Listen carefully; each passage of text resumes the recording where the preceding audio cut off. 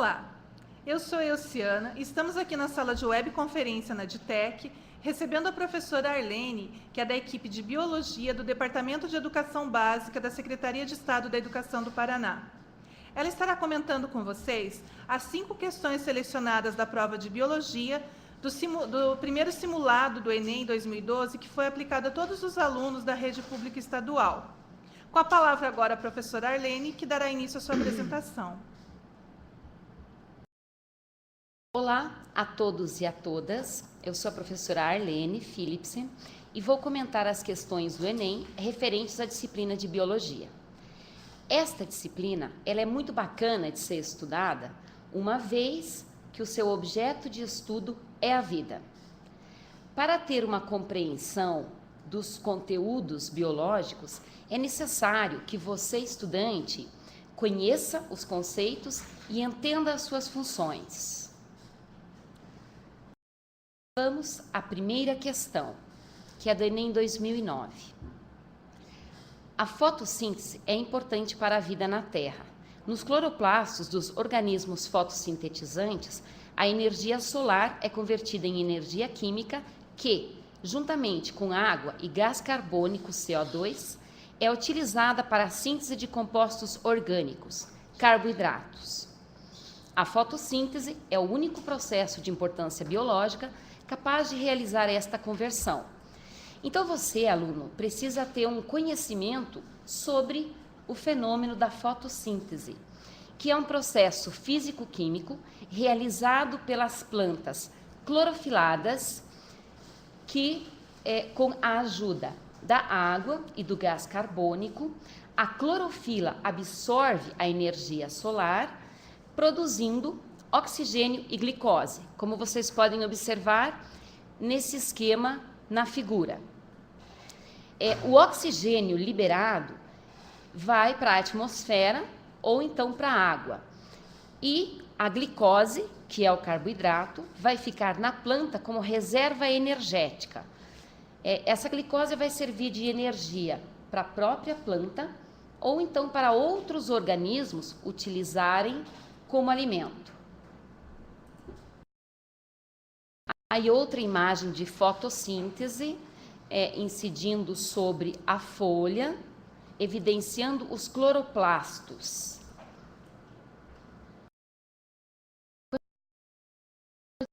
Continuando o enunciado. Todos os organismos, incluindo os produtores, aproveitam a energia armazenada nos carboidratos para impulsionar os processos celulares, liberando CO2 para a atmosfera e água para a célula por meio da respiração celular. Nessa parte do enunciado, é importante ter a noção sobre respiração celular, que é um processo vital para todos os seres vivos, onde ocorre a absorção de glicose no interior das células como fonte de energia, e ainda a eliminação de gás carbônico para a atmosfera. Além disso, grande fração dos recursos energéticos do planeta, produzidos tanto no presente, biomassa, como em tempos remotos, combustível fóssil, é resultante da atividade fotossintética. Aqui o autor cita a biomassa. Biomassa, ele é um recurso energético produzido a partir da matéria orgânica, provinda de animais, vegetais e micro-organismos. Ele é uma inovação e o objetivo da biomassa é a redução de poluentes atmosféricos. Vamos aos distratores. Bem, voltando então ao enunciado, as informações sobre obtenção e a transformação dos recursos naturais por meio dos processos vitais de fotossíntese e respiração descritas no texto permitem concluir que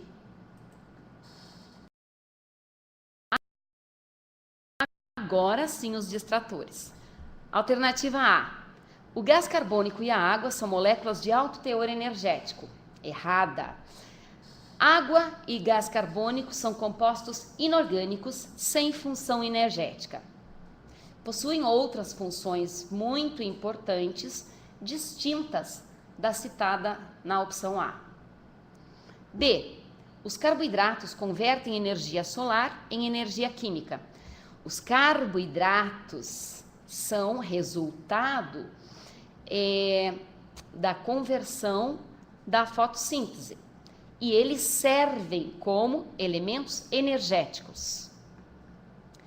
Distrator C, vocês já estão observando que é a alternativa correta, que diz que a vida na Terra depende, em última análise, da energia proveniente do Sol.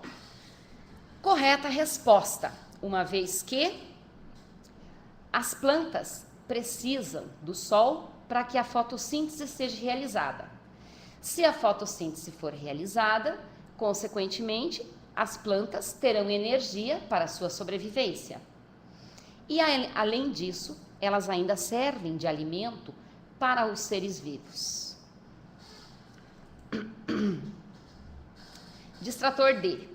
O processo respiratório é responsável pela retirada de carbono da atmosfera. No próprio enunciado, você pode observar que ele já cita que a respiração ocorre a liberação de gás carbônico. Então, a alternativa D está errada. Letra E. A produção de biomassa e de combustível fóssil, por si, é responsável pelo aumento de CO2 no CO2 atmosférico. Como eu já citei anteriormente, biomassa é uma fonte energética de recursos naturais que tem o objetivo de diminuir os poluentes atmosféricos. Então, também é uma alternativa que está errada.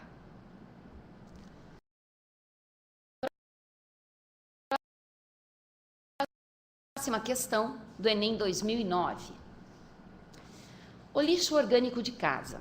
Ele é constituído de restos de verduras, frutas, legumes, cascas de ovo, aparas de grama, entre outros.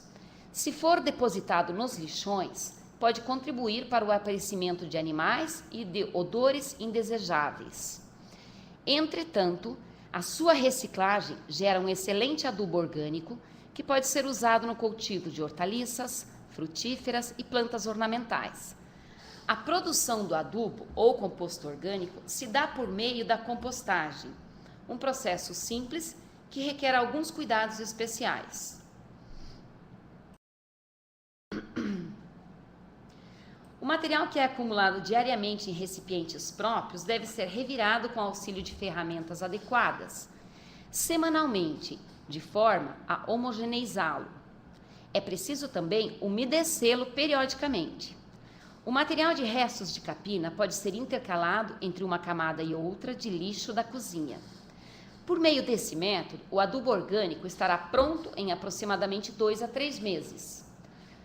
Como usar o lixo orgânico em casa? Adaptado da Ciência Hoje, 2008. Muito bem. Suponha que uma pessoa desejosa de fazer seu próprio adubo orgânico tenha seguido o procedimento descrito no texto, exceto no que se refere ao umedecimento periódico do composto. Nesta situação, então aqui a questão é a seguinte: você segue os procedimentos que o autor se refere no questionamento, porém você não usa água. O que é que vai acontecer? Então, anteriormente aos distratores, nós temos uma imagem onde ele passa pelas etapas da compostagem para formar o adubo orgânico, então, onde podem ser utilizados restos de alimentos, enfim, material orgânico. Outra imagem onde ele mostra o reviramento da matéria orgânica. Nessa imagem tem a adição de água. O que nós vamos ter que considerar para o questionamento 2 é sem água.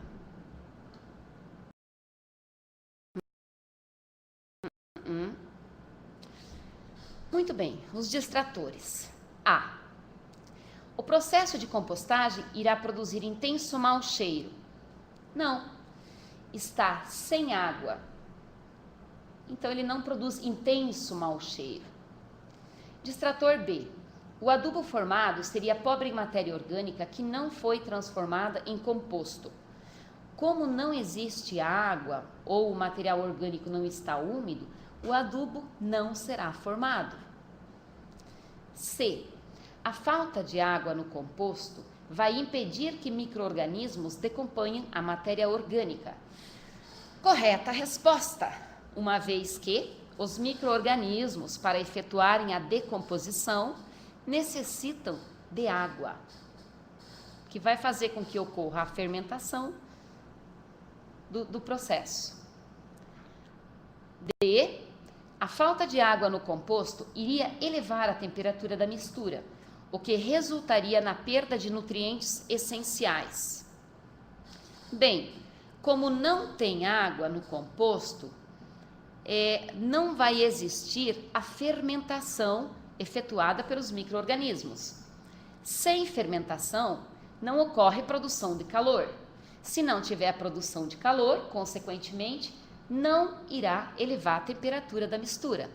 Alternativa errada. Letra E. Apenas micro-organismos que independem de oxigênio poderiam agir sobre a matéria orgânica e transformá-la em adubo.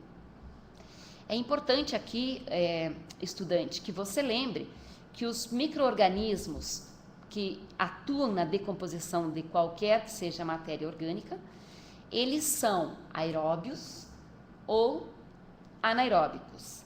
Então, na verdade, um processo para que ocorra a compostagem precisa desses dois organismos.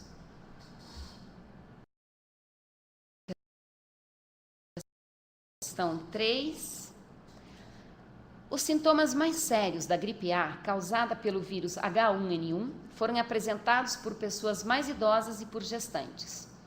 O motivo aparente é a menor imunidade desses grupos contra o vírus. Para aumentar a imunidade populacional relativa ao vírus da gripe A, o governo brasileiro distribuiu vacinas para os grupos mais suscetíveis.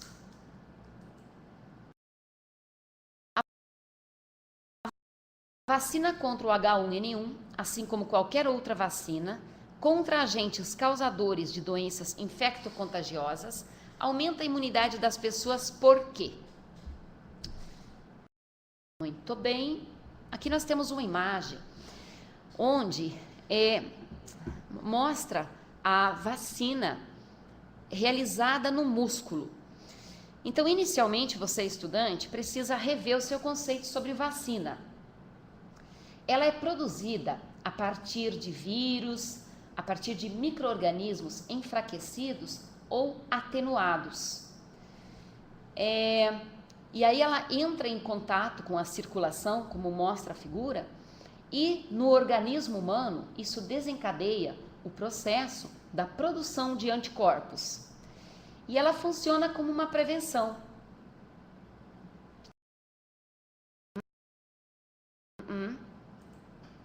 Os distratores. Vamos lá, letra A.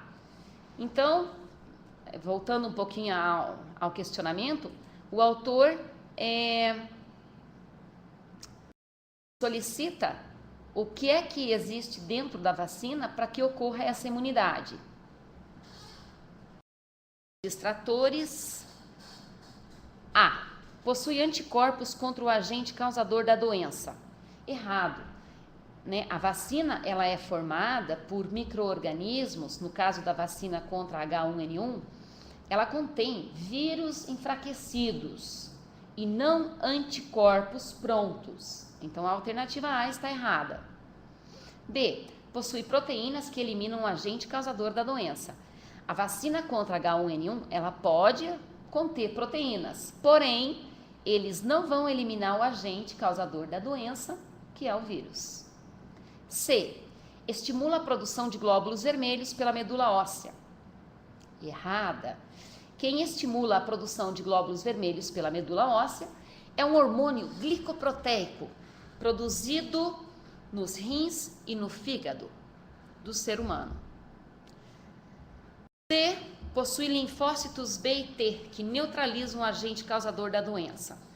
Também está errada, porque linfócitos são tipos especiais de leucócitos que produzem anticorpos à medida que o organismo solicitar. Dependendo do agente infeccioso, é que eles são produzidos. E letra E? Então, a letra E afirma que a vacina contra H1N1 estimula a produção de anticorpos contra o agente causador da doença. Resposta certa.